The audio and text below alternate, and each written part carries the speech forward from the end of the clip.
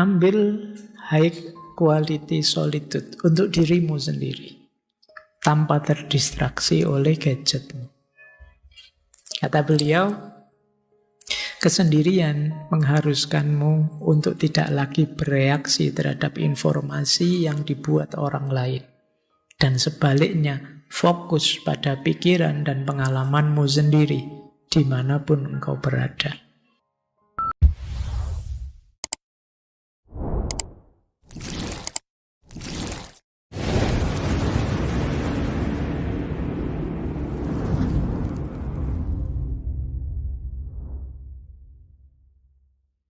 Oke, bismillah.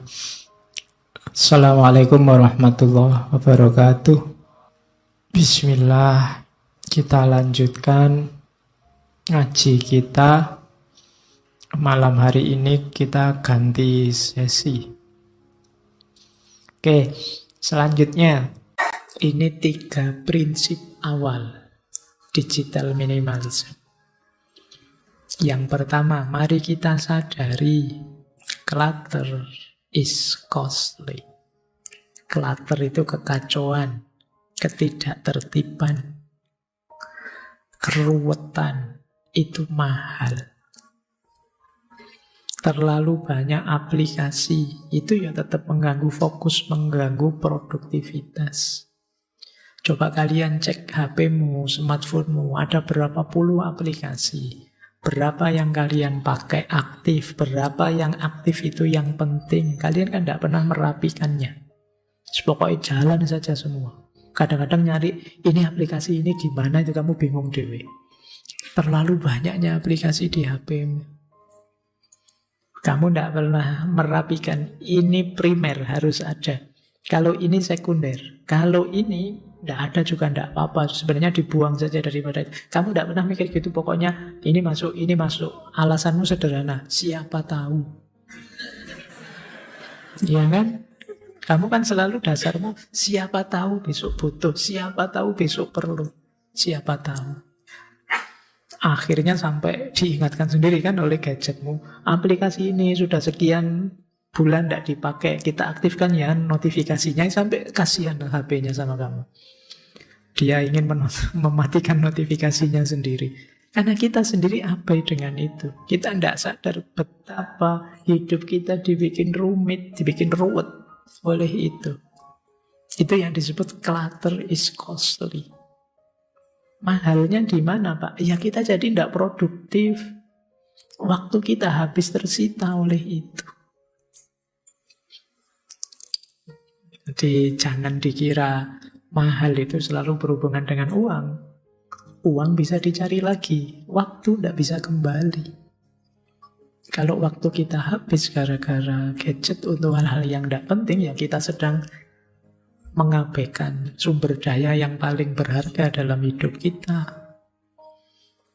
Ya, jadi clutter is costly. Yang kedua, optimization is important.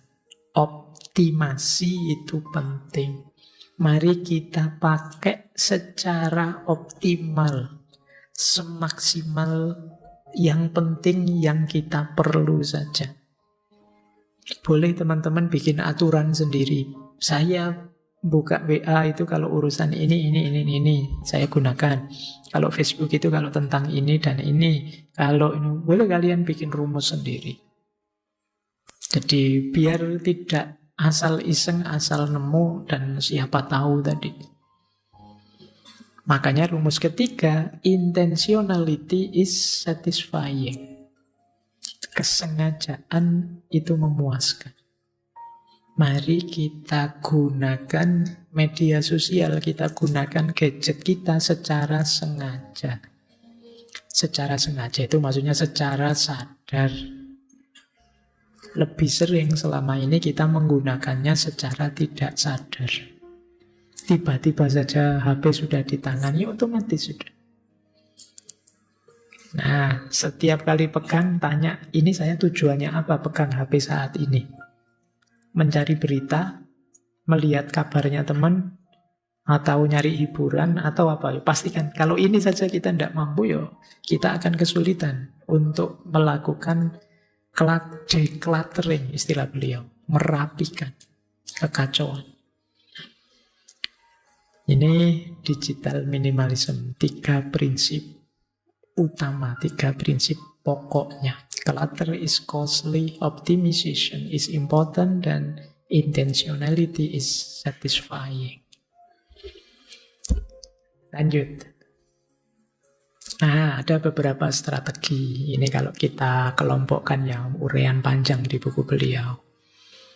Yang pertama, malam hari ini sebenarnya tidak terlalu dalam tapi lebih praktis. Jadi banyak nanti analisis-analisis praktis beliau. Beliau di buku itu juga melakukan penelitian orang yang sedang melakukan digital minimalism. Yang pertama begini beliau, untuk mengurangi kecanduan tadi, hapus aplikasi medsos yang tidak diperlukan dari ponsel kita. Jadi setelah ini teman-teman kalau nanti pulang, cek ya di aplikasi apa saja yang dipakai atau yang tidak dipakai. Yang tidak dipakai mending dibuang saja. Pak, kalau besok ternyata perlu, Pak, ya kalau perlu dimasukkan lagi. Daripada tidak ada gunanya di situ. Kadang yang ngasih notifikasi, ngasih peringatan yang hanya merepotkan kalian. Apalagi kalau terus tiba-tiba iklan yang keluar. Nah, jadi seleksi, nanti pilih, sisakan yang primer saja.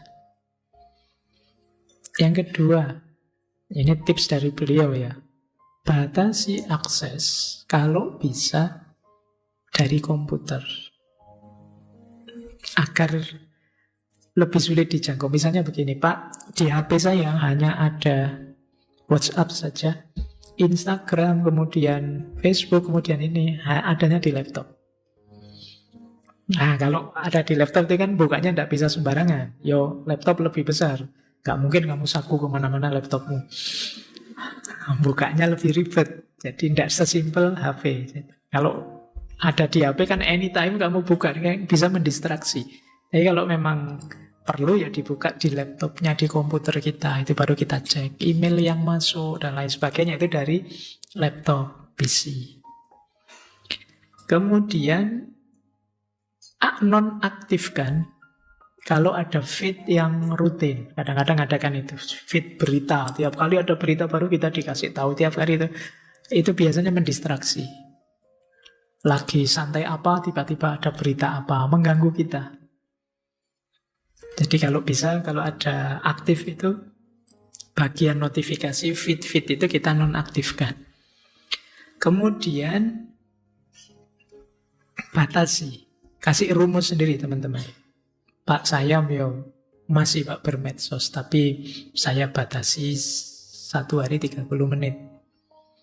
Itu pun saya buka 2 kali, pagi 15 menit, sore 15 menit.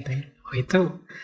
Dan beritahu teman-temanmu semua bahwa saya begitu cara main medsosnya. Jadi mohon maaf, kalau ada yang urgent mendadak boleh phone. Tapi kalau yang biasa-biasa ya boleh sih chat, tapi nanti saya bukanya sore sama pagi. Nah, ini mulai latihan biar tidak ketergantungan. Kemudian kalau HP-HP yang baru biasanya ada itu peringatan penggunaan yang terlalu lama. Kamu sudah menggunakan lebih lama 2 jam di minggu ini, kan ada HP yang peringatan begitu. HP-HP baru biasanya, yang lama mungkin masih tidak ada. Ini jangan jadi alasan beli lagi loh ya. Kalau ada gini terus kamu beli biasanya. Nah, ya, biasanya ya asal nggak terlalu jadul biasanya ada itu peringatan limitnya. Kamu sudah menghabiskan sekian giga, kamu sudah sekian jam. Aktifkan itu terus atur secara lebih ketat. Ini latihan, wong namanya latihan ya bos. Memang kan tidak bisa diumbar. Jadi dikurangi, tidak harus ditinggalkan sama sekali. Ya kita tahulah hari ini sulit kita meninggalkan medsos sama sekali. Kata beliau begini, sangat mudah untuk tergoda sejumlah kecil keuntungan yang ditawarkan oleh aplikasi atau layanan terbaru, tapi kemudian kita lupa biayanya dalam hal sumber daya terpenting yang kita miliki. yaitu menit-menit dalam hidup kita. Kita tidak merasa rugi ternyata. Kehilangan sumber daya yang paling berharga. Kalian boleh tanya dirimu sendiri ya, sampai usia hari ini kamu punya pengalaman lapangan apa saja? Coba ngobrol sama orang tua. Mereka punya pengalaman lapangan apa saja saat mereka muda. Bandingkan dengan dirimu. Semoga tidak selisih banyak. Semoga ya. Karena kalian hari ini lebih banyak sibuk di gadget. Ada enggak teman-teman di sini yang enggak pernah ke sawah? Kalau ke sawah pas rekreasi, outbound sama gurunya. Atau pas jalan-jalan. Ya paling tidak kamu harus punya pengalaman itu. Punya pengalaman ronda, punya pengalaman siskamling, punya pengalaman kerja bakti, harus punya pengalaman yang luas. Tapi kan dunia kalian hari ini banyak seputar gadget. Kalian tidak menyesal kehilangan begitu banyak waktu. Padahal kita tidak tahu loh di masa depan itu apa yang terjadi. Ada banyak sumber daya yang kita tidak berani jamin besok masih ada. Minimal listrik. Itu mungkin sekian ratus tahun kalau tidak ada temuan terbaru, energi terbarukan yang memadai, bisa saja nanti generasi keberapa tidak ada listrik, tidak ada BBM. Lalu terus, kalau pengalamanmu tidak luas, itu bisa depresi kalian. Wong sekarang listrik mati 1 jam, 2 jam saja betapa stresnya kita.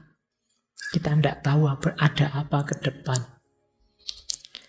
Maka kalian harus siap mental apapun yang terjadi. Salah satu caranya, perluas pengalamanmu dalam hal apa saja. Jangan monoton. Kalau kalian hanya bisa 1-2 hal, dalam hidup ini ada banyak hal yang mungkin kita temui di masa depan. Siapkan sebanyak mungkin pengalamanmu. Makanya sering saya sebut antara lain belajar ilmu itu jadi senjata kita. Tambah luas ilmu kita, tambah mungkin kita menghadapi berbagai macam situasi. Nah, eman-emanlah waktumu. Gunakan seefektif mungkin. Karena waktu satu-satunya sumber daya yang tidak bisa diulang. Kecuali di film yang bisa kembali ke masa lalu. Kalau di dunia nyata sampai hari ini tidak bisa.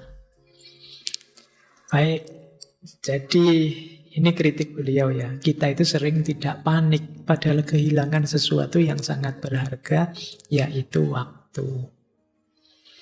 Yang kedua, beliau juga mengajarkan ke kita, seperti saya bilang tadi ya, gunakan medsos secara sadar dan bertujuan. Pastikan kita tahu mau apa, tujuannya apa, sebelum buka media sosial. Kemudian hindari, unfollow kalau ada akun yang tidak relevan. Sering mendistraksi. Wah, akun ini Pak, kalau ngomong ngaco terus, tiap kali saya baca pening. Loh, yo kamu bisa menyingkirkan dia dari temanmu, dari tampil di layarmu. Kenapa tidak kamu unfollow? Kan kita sering kalau di medsos itu kan. Jangan komen yang gitu dong. Lu kan hak saya komen. Kan sering gegeran gitu. Yo komen tapi kan harus beradab. Suka-suka saya dong. Itu kan banyak model pengeyelan kayak gitu di medsos. Ya sudah, kalau kamu capek, lelah, tidak ngatasi, ya sudah singkirkan saja dari layarmu kan bisa. Kalau kamu terdistraksi dengan itu. Jadi pastikan ada manfaatnya, pastikan relevan. Kalau hanya bikin masalah, buat stres saja, minggirlah. Kemudian berwaktu, jangan setiap waktu. Jadwalkan saja. Biar lebih gampang. Oke ya. Baik, semoga tidak ada yang tanya ke saya, Pak Faiz apa sudah begitu? Yang jelas saya tidak main medsos kecuali WA. Nah, itu WhatsApp itu ya juga kadang mendistraksi, lagi sibuk-sibuknya apa, ding-ding-ding masuk semua. Yang sering masalah di saya itu, sudah saya baca belum tak balas. Karena nanti sajalah gitu kan terus. Ya teman-teman yang mungkin WA saya tidak kebales lama, boleh diulang ya, karena itu mesti ketumpuk banyak. Dan saya tidak anytime standby di depan gadget. Kadang-kadang ya lupa, kayak gini tiba-tiba dibuka, oh ada WA masuk, isinya apa? Ah nanti saja, terus lupa. Itu jadi kebiasaan. Tapi yang jelas, semoga kalian tidak kecanduan, tidak ketergantungan. Yo paling enak ketemu langsung sudah, kalau ada perlu itu yo langsung kita bisa ditanggapi, bisa tahu wajahnya ini kelihatan berkenan apa enggak. Kalau di WA, kalau di itu kan kamu merasa enggak berkenan, kamu merasa marah, merasa itu kan, tapi masih tetap bisa kirim emoji senyum, bisa kirim, padahal kamu jengkelnya luar biasa. Tidak apa-apa ya, oke ya, kamu ngirim jempol itu padahal kamu jengkelnya luar biasa. Itu. Ya, ini bisa begitu. Tapi kalau face to face, tidak bisa kamu bohong. Dari wajahmu saja kelihatan kamu tidak terlalu suka, kamu tidak nyaman, itu kelihatan.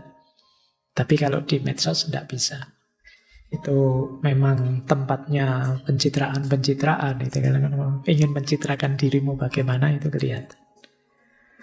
Baik, jadi cara kedua, gunakan secara bertujuan dan sadar. Jangan diperbanyak isengnya, eman-eman waktumu. Lanjut. Ini juga nasihat dari beliau ya. Coba perbanyak aktivitas penyeimbang. Dunia kita porsinya sudah agak terlalu banyak digitalnya. Yuk, kita seimbangkan dengan aktivitas-aktivitas yang lebih. Apa lawannya digital itu? Analog ya, kayak TV. Ada analog, ada digital. Ya aktivitas konkret, nyata. Di luar dunia digital. Jadi hobimu apa? Coba dikembangkan. Pak, hobi saya ada di gadget semua. Ya nambahlah hobi apa gitu. Hobinya game, hobimu was. Coba ditambah. Musik kah? Loh, saya main musik juga pakai HP, Pak. Nulis cerita kayak gambar, gambar juga sekarang pakai tablet saya. Cobalah, terserahlah monggo, tapi kembangkan hobi yang lebih kreatif, jangan monoton itu saja. Beliau juga menyarankan gini, coba baca buku fisik. Membaca buku fisik itu lebih, apa ya, kalau bagi saya lebih estetik, lebih indah, lebih nyaman menurut saya dibandingkan buku digital. Mungkin ini selera ya, tapi tidak tahu. Saya tetap lebih nyaman baca buku fisik. Saya kalau baca buku digital tidak tahan lama. Mungkin karena terangnya atau apanya, tapi tetap tidak tahan lama. Tapi kalau baca buku fisik, apalagi bukunya asik, itu bisa 1 hari 1 buku. Ya kalau bukunya asik ya, kalau bukunya bulat ya. Oke ya, itu ada masa saya menamatkan berjilid-jilid buku, tidak ada seminggu itu. Kopingho. Itu kalau sudah asik baca itu tidak bisa berhenti itu. Saya membayangkan bisa tidak ya kalian nulis buku filsafat seperti Kopingho itu. Yang orang tidak bisa berhenti kalau sudah baca. Oh itu luar biasa sudah. Baik, ini salah satu cara sih. Jadi kata beliau coba bikin target baca ya. 1 buku 1 bulan. Cuma kalau pas baca jangan jejer HP. Biasanya kalah bukunya. Apalagi buku filsafat, apalagi ruwet, wah sudah tetap kalah sudah. Nyari momen yang nyaman di luar rumah apa di mana sambil pegang buku. HP-nya taruh di mana lah gitu. Kalau dibawa terus biasanya tetap kalah. Dibaca. Jadi menghabiskan waktu di alam, jalan-jalan, bersepeda, berkemah, bikin keterampilan. Berkebun, memasak itu. Oh, nanti yang putri-putri Pak saya masak juga rujukannya YouTube Pak. Kalau tidak ada YouTube tidak bisa masak saya. Ya wis monggo lah. Yang penting masaknya kan konkret, tidak hanya bikin video masak, tapi masak beneran. Coba latihan. Pokoknya diperbanyak aktivitas konkret. Termasuk hubungan sosial yang lebih dalam. Ayo kita bangun. Lebih banyak bergaul dengan teman.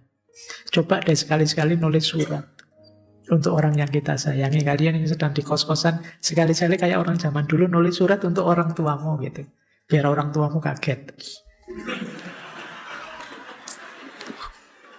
Ada surat ini dari anakku di Jogja. Itu kan keren ya. Itu tiba-tiba ada surat.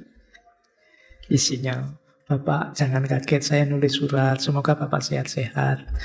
Bulan ini sudah habis loh uangnya. Tapi kan nyeni itu daripada kamu cuma pakai ya sekali-sekali ya budaya mana. Saya tidak tahu. Sekarang masih ada enggak ya kotak pos di pinggir-pinggir jalan itu? Masih dibuka enggak sama tukang posnya? Mungkin sudah tidak ada ya. Tapi itu unik, pada saatnya mungkin perlu juga. Boleh kalian bikin zona tanpa smartphone. No phone zone misalnya. Teman-teman yuk besok ngumpul yuk, tapi no phone zone. Boleh bawa HP tapi tidak boleh dibuka. Kecuali darurat, telepon yang penting. Tapi kalau sekedar ini ya, malam ini ya, itu tidak apa-apa. Sekali-sekali latihan begitu. Untuk melatih biar kita tidak ketergantungan. Kalau sedang ngobrol, apalagi dengan orang tua, sedang makan, itu ya pastikan gadgetnya tidak ikut ke meja makan. Kadang-kadang makan di meja makan bareng-bareng, masing-masing disanding oleh HP-nya, terus nengok HP-nya sendiri-sendiri. Kebersamaannya tidak dinikmati. Gadgetnya juga mestinya ya tidak terlalu fokus, wong sedang makan. Nikmatnya makan juga tidak ada perhatian. Jadi kemanfaatannya hilang semua. Emang. Jadi kalau sudah kecanduan memang ninggal gadget sebentar saja. Itu kan rasanya sudah kangennya luar biasa. Coba kalian mulai latihan ini ya. Yo, saya juga begitu, mungkin penting untuk latihan tidak terlalu tergantung dengan gadget. Kata beliau begini. Percakapan tatap muka adalah hal yang paling manusiawi dan memanusiakan yang kita lakukan. Dengan hadir sepenuhnya satu sama lain, kita belajar untuk mendengarkan. Disitulah kita mengembangkan kapasitas untuk berempati. Disitulah kita mengalami kegembiraan karena didengarkan, karena dipaham. Jadi lebih intim, lebih asyik, lebih manusiawi pertemuan tatap muka dibandingkan berbalas pesan melalui smartphone kita. Lebih memanusiakan. Makanya kalau memang memungkinkan besok Idul Fitri itu didahulukan silaturahimnya. Kalau memungkinkan. Kalau memang sangat jauh tidak mungkin, ya tidak apa-apa lah ngirim sekedar ucapan lewat WA, lewat medsos kita. Tapi kalau memang mungkin, kenapa tidak? Kita bertemu langsung, silaturahim langsung. Jadi, ya kecuali memang jauh tidak mungkin. Lebih intim, lebih asik. Bandingkan ya kalian sekedar minal aidin wal faizin ketika mulut tidak bisa mengucap ketika ya, itu WM kan template, cuma kamu ganti tahunnya saja biasanya, terus di copy paste di mana-mana. Coba ketemu langsung, mungkin tidak ada kata-kata seindah itu, tapi lebih intim. Sekedar ngomong kosong-kosong ya, sip, kosong-kosong, gitu. Nanti kali ketemu, itu rasanya lebih masuk daripada kamu ngirim puisi panjang lebar. Bikin foto lah, dimodif yang kayak apalah, itu lebih intim kalau kita ketemu langsung. Lebih memanusiakan manusia. Baik, ya mungkin kalau tidak sempat dari rumah ke rumah, ya bikin momen kebersamaan yang kita bisa ketemu bareng-bareng, itu minimal lah ya. Ya kalau memang sangat terpaksa bagaimana lagi daripada tidak, baru lewat medsos. Jadi saran beliau memang diperbanyak komitmen kebersamaan sosial. Hari ini kita sering salah paham, hari ini kita banyak terpecah-pecah, mungkin karena tidak pernah ketemu. Komunikasinya jarak jauh terus. Kita membaca orang, memahami orang sesuai suasana hati kita. Karena kita tidak tahu kondisi sebenarnya yang dia alami. Kalau kita pas jengkel, ya meskipun kiriman WA dari dia itu indah, kalau hati kita jengkel, ya kita membunyikannya kan jengkel juga. Jadi misalnya temanmu bilang, gimana hari ini, sukses kah? Itu kalau kita jengkel, temanmu tanya sukses itu rasanya nyindir. Mentang-mentang saya tidak sukses, bolak-balik tanya. Nah gitu kita rasanya nyindir, suasana hati kita. Karena kita tidak tahu situasi dia yang sebenarnya. Beda kalau ketemu langsung. Baik, itu yang ketiga. Terus beliau menyarankan lagi, ini menarik kata beliau. Kita sering lupa ini sekarang. Kalau tadi kan sosial, kita sering sekarang tidak betah sendirian. Kita kehilangan momen sendiri. Kenapa? Karena ada gadget. Begitu kita sendiri, kita cepat-cepat nyari gadget kita. Beliau punya istilah solitude deprivation. Jadi satu kondisi yang sekarang hilang, yaitu kesendirian, lenyapnya kesendirian. Karena kita sekarang sebenarnya mungkin kita di kamar sendiri, tapi hakikatnya kita tidak sendiri. Kita ramenya luar biasa di dunia digital. Kita kehilangan momen high quality solitude. Kesendirian yang berkualitas tinggi, yaitu kesendirian untuk berefleksi, kesendirian untuk merenung, kesendirian untuk tafakur, tanpa gangguan dari luar. Sekarang kita selalu mendapat gangguan dari luar. Dari mana? Dari gadget kita.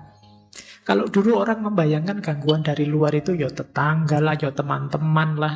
Padahal gangguan itu sekarang ya terkumpul semua di medsos kita, di gadget kita.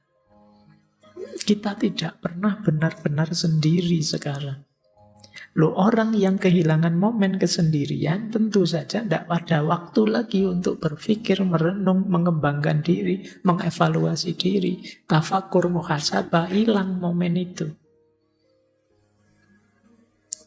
Wong sekarang kita, sekarang banyak saya lihat itu, mendengarkan khutbah Jumat saja kamu tidak betah, kan ada yang sambil buka HP.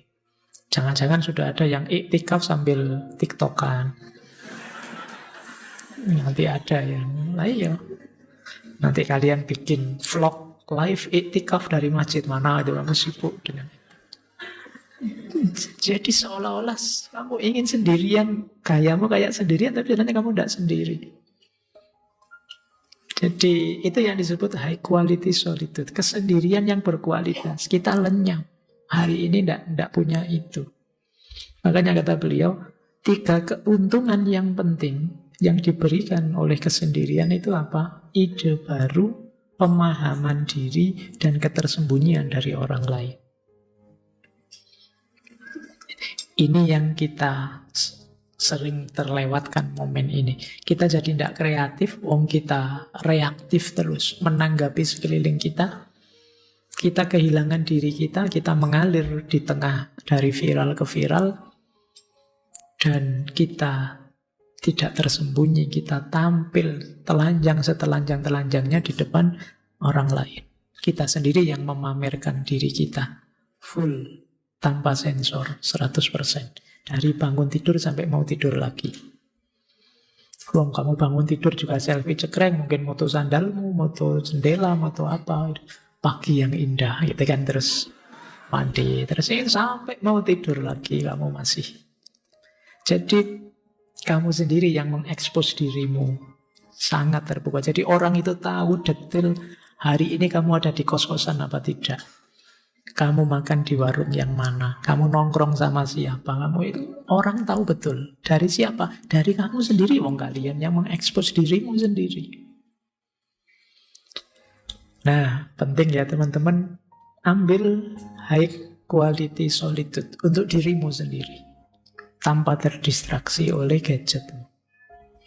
Kata beliau, kesendirian mengharuskanmu untuk tidak lagi bereaksi terhadap informasi yang dibuat orang lain. Dan sebaliknya, fokus pada pikiran dan pengalamanmu sendiri, dimanapun engkau berada. Tentu saja kalau ada orang lain, kita harus menyesuaikan dengan orang lain. Kita harus merespon, bereaksi pada orang lain. Tapi kalau kita sendirian, kita bebas. Jadi diri kita sendiri. Ambil momen itu, jadilah dirimu yang sejati dengan cara tadi. High quality solitude. Nah, nanti, tapi jangan, wah ini saya sedang sendirian ini. High quality, saya sedang tafakur. Terus kamu selfie, nih sedang high quality solitude. Ayo foto wae kalau gitu ya. Maksudnya biar tidak terdistraksi oleh gadgetmu.